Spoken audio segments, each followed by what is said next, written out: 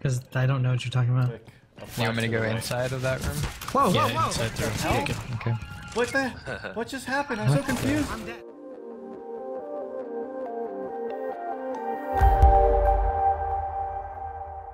Hey guys, and welcome to my channel, Time is But a Window, and this is my 100,000 subscribers video. So in this video, we're going to be covering a lot of things, but before we do that, I do want to talk about this game-breaking bug in ESEA. So as you guys saw in the intro, while I was playing a scrim with my teammates, somebody spawned in the B bomb site on D Inferno. And how did this happen, you may ask? Well, we don't exactly know. What we do know is a brief pause was called and he reconnected and connected back to the terrorist team. So I just want to shine some light onto this bug before it actually influences something important like a match or playoff game. Okay, and with that out of the way, let's start this celebration by thanking all of you guys for subscribing.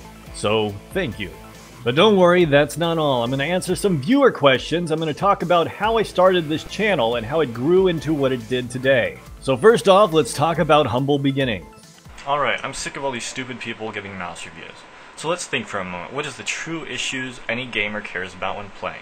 So back in 2009, I started a YouTube channel basically all about reviewing mice properly, or at least how I felt it should be properly reviewed. At the time, we didn't have anyone like Rocket Jump Ninja. So reviewers would pretty much get away by saying, hey, it's got a really high DPI and it fits in my hand. Luckily, I was both into Quake and Counter-Strike, and because of that I knew about ES Reality, where a guy named Sujoy did a bunch of mouse tests, the first ones to actually determine max tracking speed. So basically, I decided to get into the mouse review game and talk about things that I felt were more important at the time. In my opinion, the most important of which was mouse correction or mouse prediction. This forced the cursor to take straight paths, making it look like you could draw straight lines. But because it would force this, it would make it so you would lose about 5 degrees of every angle. So back in the days when we had crappy sensors, you could choose one of two different options. One, you could get a sensor that could track really fast movements, but it would draw straight lines and make it so you'd be less accurate. Or the second one, you could get a wheel mouse optical, which had a max tracking rate of about 1 meter a second, really slow,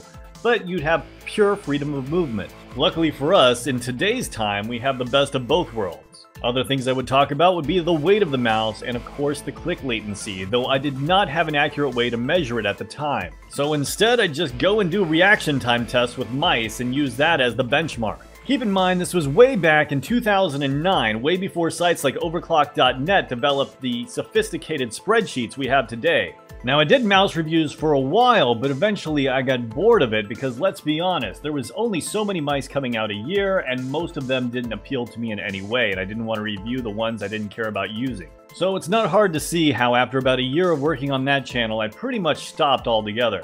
And that's when this channel, which is actually my original personal channel, went from me doing music to me doing, well, cooking videos. But that didn't last long and I eventually started posting my CS Source movies here. But those were taking too long to edit, so I just started posting clips instead.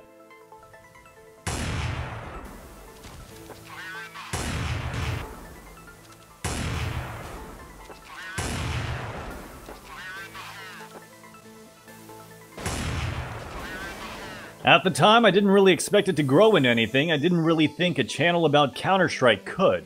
But a channel about Minecraft, well, C-Nanners was making millions of views, not dollars. And since Minecraft was new and growing, I got onto it and made a couple videos. But to be completely honest, my passion lied in Counter-Strike, so it didn't last very long. Here's a clip of us playing against one of the pro teams. As you can see, we were actually pretty good at this game. But we had one major problem, and that was a guy out there named Mika.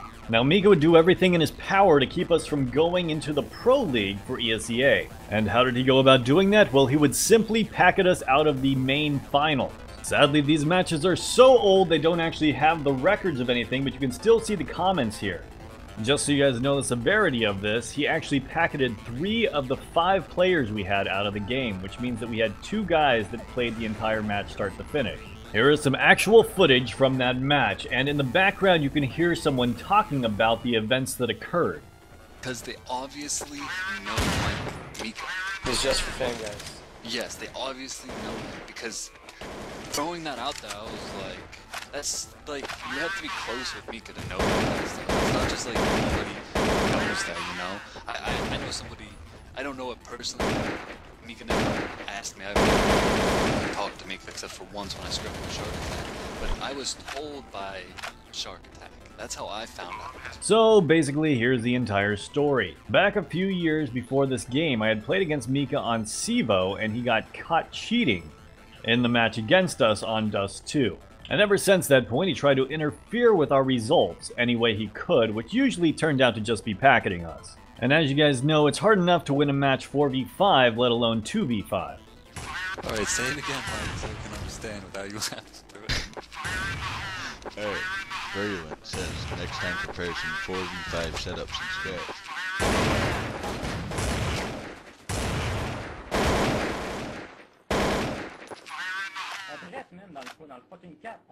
Fucking rad, man.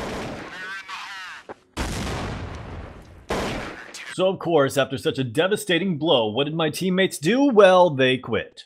And I was left in limbo, trying to figure out what my next move would be. You see, unlike my teammates, this wasn't the first time I had been screwed over by someone when it came to Counter-Strike. In fact, let's rewind to before YouTube. Now, I am often asked if I was actually a pro Counter-Strike player in my Source 1.6 days. The answer is yes, and here's the story. And while I was invite in the early Cal days of the old Counter-Strike, which was eventually called 1.6 after patch 1.6 came out way later, it wasn't really until Counter-Strike Source that I reached that professional level. Now I am going to make a big distinction between being pro and being invite. At that time period, not all invite teams made money. Now I'm not gonna lie, we started off to a rocky start. Now remember, it was a much different world back then, and the only real league was Cal. So in the very first season of Source for Cal, we made our way through the season with a 7-1 record, only losing one match during the regular season to Echo 7. And we were taking this incredibly seriously, and since everyone was local to me, we would actually land at my house for matches. So it came as a shock to us when we found that one of my teammates got banned for cheating named Fozzie. Keep in mind, this is before any kind of anti-cheat client, so it was literally just a Cal admin named Hammett that said he was cheating. Now this immediately overturned all of our matches because he was one of our starting 5, so he played in every match. But like I said, we were playing these matches all land up at my house, so I had been watching this guy play and I knew that he wasn't cheating, so I had faith in him. Now usually, being out of Cal would be the death for us to get any kind of practice, because since everyone thought we cheated, no one wanted to play against us online. But there was another way to get ready for CPL. A little thing called LAN tournaments. And the final one before CPL just so happened to be a qualifier. So what did we do? Well, we won all of the tournaments up until the qualifier. Well, all of them with the exception of one that I did not attend because I had the flu.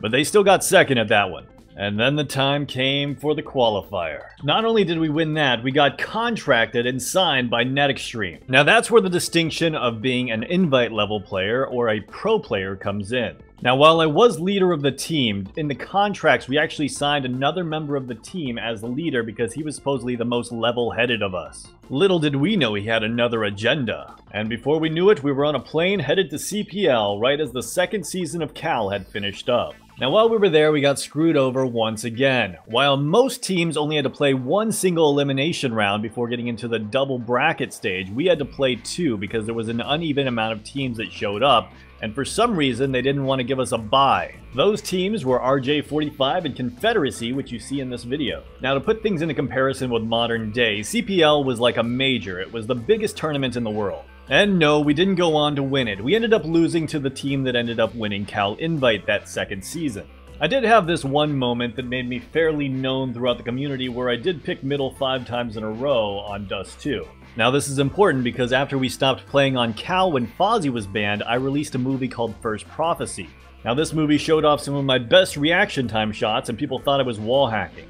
Until, like I said, they saw me do it 5 times in a row at CPL.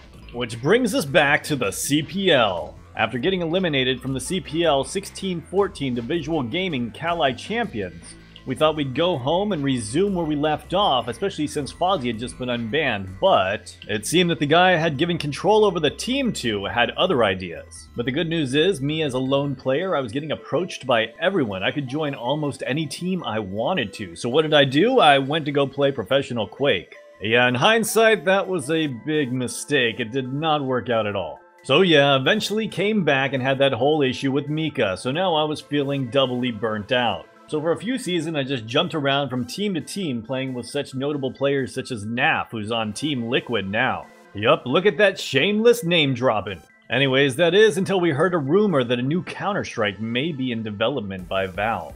Then before we knew it, the team was back. And we came back as strong as ever, and before we knew it, we were up into the main league again. Now, I failed to mention this earlier, but keep in mind at this time, main was the second highest league, so after main you'd go to invite. Not only that, CSGO had been revealed, and the season after this one, everyone was going to be moved over to CSGO instead. So if we won main, we would not only be put into invite, but we'd be put into invite for CSGO, which would give us a head start on the competition. So we definitely gave this season a little extra importance to it, knowing that the entire future of our Counter-Strike careers hung in the balance. And you know what? It paid off. First, excuse the team name, back in the day it was actually called Team Panic. Here you can see the bracket and see how we progressed through playoffs, eventually beating Simplify in the grand finals. And we couldn't be happier, because now we'd be automatically transitioned to invite for CSGO in its first real season. Or at least that's what we thought would happen. In reality, I went into cardiac arrest during the off-season.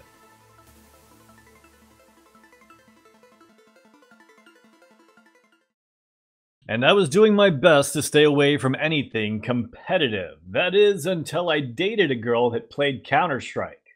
And there's no better way to impress a romantic partner than with your sniping skills. Can't see me. One's cat on play. Last one cat with a naked. Good game. Guys. Good time. Obviously, she wasn't the best Counter-Strike player. But the main thing is, she got me playing the game I love again, and it wasn't long before people started to take notice when I had this game against Shroud. Nice pick, dude. One up top. I'm rotating. Bomb down. Get there. Bomb down. Good shit. 2 up. Tetris. Where? Upward. Nice, John. Maniac somewhere around mid. He's connected. He's connected. I hit him. Now after I'd have a stream, I'd usually upload a segment of it to my YouTube, and it would get a couple views here and there, but nothing really prepared me for what was about to happen next. So I was minding my own business, playing a couple global games with my friends, when I came across, oh shocker, a cheater. Well, not just one, and the 2 guys I didn't queue up with on my team were also cheaters. That's just fucking pathetic, dude. Why do people cheat in this game? He's cheating! I was just cheating on our team. Is he actually cheating? Yeah, he's actually cheating. He's actually cheating. Yeah, Guy flanking. Wait. Seem way too excited. He's gonna tell us when they are, too. I'm just glad we have a chance, though. And as much as I hated all the cheaters being in the game, I have to admit, it turned into a pretty epic game. Oh, I hit him! He's hit for 78. He's hit for 78. There's no way. I hit him for 82. Oh, wrong guy. So blind. Medic got both of them. Not only did we win the game, but when I uploaded it to YouTube, it went viral. So about this time, I ran across this YouTuber named Jericho, who was doing Overwatches. So I was like, hey, that looks like fun, I'm gonna start Overwatching people so I don't have to worry about getting cheaters in my games anymore. And then I uploaded them to YouTube. And you guys are gonna be shocked by this, but do you know there is a huge Overwatch community out there? Because, wow, these videos started getting a lot of views very quickly. Of course, initially I didn't really care about that. My main thing was just trying to get rid of these cheaters and inspire others to maybe do the same. Meanwhile, I started my very first YouTube series inside the mind of a global. So, I mean, you can see that they're going to the other site, and here you'll see they get a pick. And the guy that's on right mid, which was originally me, but he decided he wanted to take right mid, rotates over. So I'm sitting here holding left mid. The guy comes out. He's dead. And now I'm watching mid, like, you know, because I figure if he came out and there's probably a guy mid, they smoked me off. Decide, we're kind of screwed, let's go save our guns. So we're going to go back here. My buddy over here, he's picking that. He got the guy by car for me. And I check our flank one more time. And oh my god, there's a guy there. So anyways, we kill him. Chris goes down. And now all of a sudden I'm like, wait a second, I'm in a 1v1. And there's time on the clock. You know, I mean, this was not a round we were going to go for at all. We were just going to try to get some picks. Anyways, no-scope the guy. Defuse the bomb. Talk about a round that just completely changed everything. Now, a couple months later, I actually started getting a bunch of hate mail from people because they thought I had ripped off this idea from this YouTuber here that I cannot pronounce his name. Now, I guess that him and I either had the same idea or he had seen mine and loved the idea so much he decided to use it for himself, which you can easily tell by the first date that his was posted and the first date of one of mine being posted. Then again, if we're to be completely accurate, Jericho technically beat both of ours even though his was inside the mind of a silver. But honestly, I didn't like all the hate I was getting, so I decided to change the name to distinguish myself from the other YouTubers. So I thought back to my Counter-Strike Source days and how people thought I was so fast I had to be wall hacking. Enter the Fastest Sniper series. Again, I have a B spawn and I make my way over towards the B site to check it out with my AWP, but my teammate goes down in middle, so I need to rotate over and take control of it. So here I'm watching middle, and as I start to move my crosshair down, the guy peeks from up above. And while the series did get tons of views, it was definitely not more liked. So what did I try to do to fix that? Well, I took a reaction time test. And did it help? Well, kinda. But I was still getting tons of accusations and figured the only way to counter this was to use in-game footage.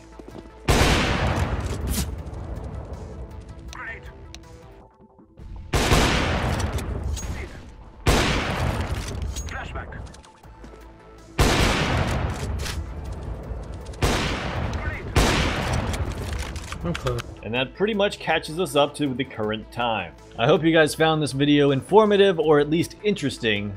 Thank you guys so much for your support. This channel would not be where it's at today without it. Let me know what you guys think in the comments down below, and as always, have a great day.